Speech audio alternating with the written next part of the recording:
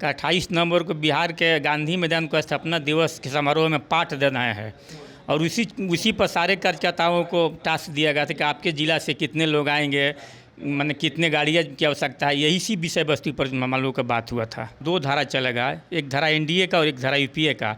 NDA धारा ताकतवर है और एनडीए धारा का ताकतवर स्थिति में चुनाव निश्चित जीतना तय है। चुनाव एनडीए प्रत्याशी बिहार में 4 जगह उपचुनाव हो रहा है, चारों जगह उपचुनाव हमारे एनडीए के समर्थित उम्मीदवार चुनाव जीतेंगे, कहीं टक्कर नहीं है। भाकपा माले के प्रत्याशी से सारे लोग त्राहिमाम हो चुके हैं। 10 साल वहाँ भाकपा माले के विधायक रह चुके हैं। वहाँ के गरीब गुरबा जनता से त्रस्त है, वहाँ का विकास नाम का चीज़ नहीं है। दूसरे जगह से बड़ी दूर से लगता है कि सुनील पांडे जी बाहुबली है। बाहुबली कुछ नहीं है। जितना दलित, पिछड़ा, शोषित, वंचित को सम्मान करते हैं, शायद दूसरा कोई नहीं करेगा सम्मान।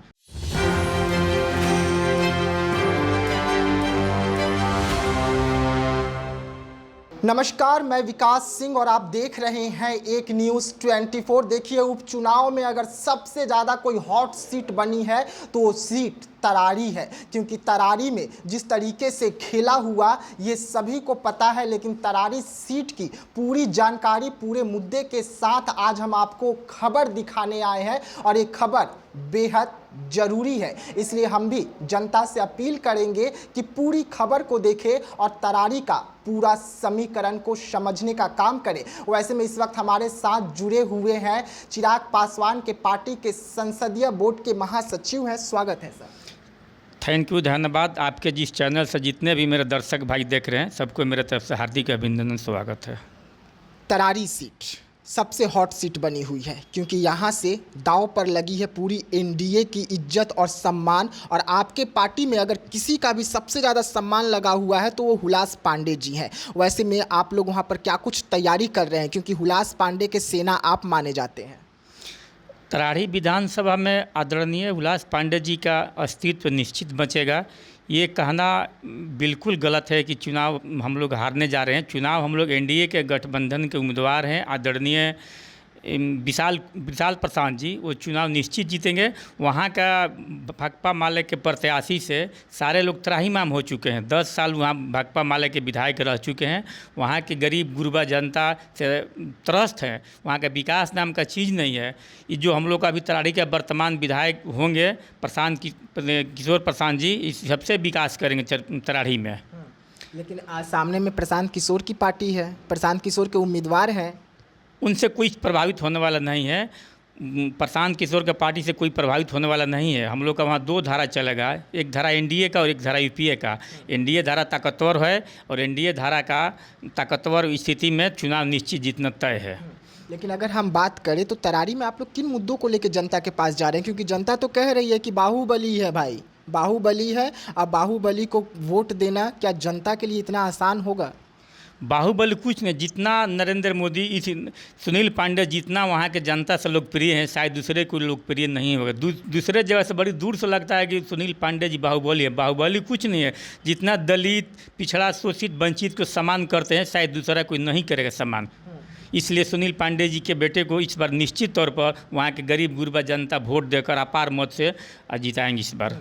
लेकिन आप कह रहे हैं कि सुनील जी जो है वहाँ से जीतेंगे, लेकिन सुनील जी के जो वहाँ पर है छवि बाहुबली के नाम से प्रसिद्ध है। बाहुबली उनके बेटे को भी कहा जाता है, उनको कहा जाता है, हुलास पांडे जी को कहा जाता है। तो आप अपना स्क्रिप्ट अलग रखे हैं, हुलास जी अलग रखे हैं, सुनील जी अलग रखे हैं, या आप लोगों का तीनों का एक ही स्क्रिप्ट है? वहाँ कोई बाहुबली नहीं है। जनता जिसको चाहेगी उसको वोट देकर जिताएगी। और दूर दराज से लगता है कि सुनील पांडे जी, हुलास पांडे जी बाहुबली, इस तरह का कोई बात नहीं है मित्रों। बाहुबली वो आदमी कहते हैं जी वो इनका विरोधी आदमी है। विरोधी तो जरूर कुछ ना कुछ अपना मुद्दा लेकर कहेंगे, जाएंगे चुनाव में। मेरे जैसा आदमी आदरणीय हुलास पांडे जी को हम भगवान मानते हैं, उसी तरह मेरे भाई पीछे खड़े हैं, सारे लोग ही उनको भगवान मानते हैं, सबको मदद करते हैं। इसलिए तरारी जीतना हम लोग का निश्चित तय है।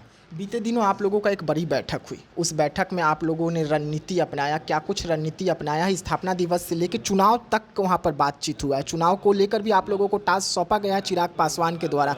क्या कुछ अंदर में बात हुई थी? क्योंकि मीडिया को रोक दिया गया था गेट के बाहर, आप लोग अंदर थे।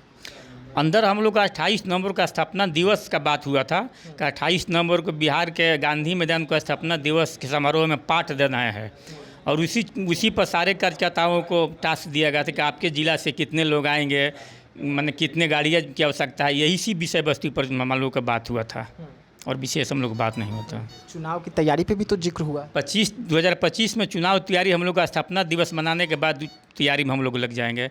चुनाव स्थापना दिवस जब ही ख़त्म होता है हम लोग आप चुनाव 25 के लग जाएंगे तैयारी में अपना। अच्छा, आगे और क्या कुछ रहेगा, क्योंकि आप कह रहे हैं कि गांधी मैदान को पाट देंगे। गांधी मैदान को पाटने का अगर आप लोगों को आदेश जारी किया गया है तो उसके लिए पूरे बिहार से लोग यहां पर आएंगे, उसको लेकर आप लोग क्या तैयारी कर रहे हैं? क्योंकि आप वहां से हैं, हुलास पांडे जी के टीम से हैं। हुलास पांडे जी की क्या कुछ तैयारी चल रही है, क्योंकि गांधी मैदान को पाटना है? हम लोग का आदरणीय नेता आदरणीय हुलास पांडे जी का आदेश है कि हर गांव में गाड़ी जाएगी, जहां से कार्यकर्ता कैसे आएंगे इस सब लोग को हम लोग को टास्क मिला है। हम लोग अपना नाम और जिस गांव से जिस व्यक्ति को हम लोग गाड़ी देंगे उसका नाम हम लोग प्रदेश कार्यालय में सौंप दिए हैं और सौंपते रहे हैं हमारे प्रदेश कमेटी के लोग। उपचुनाव की जिक्र कर लेते हैं, तो क्या वहाँ पर टक्कर आप लोगों को राजद के उम्मीदवार दे रहे हैं? टक्कर कुछ नहीं, हम लोग चुनाव एनडीए प्रत्याशी बिहार में 4 जगह उपचुनाव हो रहा है, चारों जगह उपचुनाव हमारे एनडीए के समर्थित उम्मीदवार चुनाव जीतेंगे, कहीं टक्कर नहीं है। ईवीएम हैक कर लिए हैं क्या कि अभी कोई जनता की आवाज़ आ रही है, जनता के जो मत अधिकार का प्रयोग करता है, जनता जी एनडीए के पक्ष में, देश के यशस्वी प्रधानमंत्री आदरणीय नरेंद्र मोदी के रीजन में, बिहार के चिराग पासवान जी के रीजन में जनता लोग ललायित है और इन लोगों के सत्ता में भागीदारी लेना चाहते हैं कि बिहार में चिराग पासवान जी के माने दल बल के साथ जितना भी हम लोग संसदीय बोर्ड चाहे चिराग पासवान के जितना भी हम लोग सिपाही हैं सब मिलजुल कर अहम भूमिका निभाकर एनडीए उम्मीदवार को जिताएंगे। देखिए, हुलास पांडे जी की टीम के सदस्य हैं, हुलास पांडे के दिशा निर्देश पर काम कर रहे हैं। लेकिन अगर हम बात करें तो हुलास पांडे जी का जो क्षेत्र है जहां पर अभी उपचुनाव होना है वहां पर हुलास पांडे और हुलास पांडे के उम्मीदवार पर बड़ा आरोप लगा कि ये बाहुबली नेता है और बाहुबली जो है वो एनडीए के प्रत्याशी हैं। वैसे में पूरा समीकरण क्या कुछ होगा चुनाव का ये देखने वाली बात होगी, लेकिन इस वक्त समीकरण लगातार चेंज हो रहे हैं और जब चिराग पासवान चुनावी मैदान में उतरते हैं तो किस तरीके से समीकरण बदल जाता है वो भी देखने वाला बात होता है। तो ऐसे तमाम खबरों के लिए आप रहिएगा हमारे साथ, तब तक के लिए मुझे दीजिएगा इजाजत। धन्यवाद।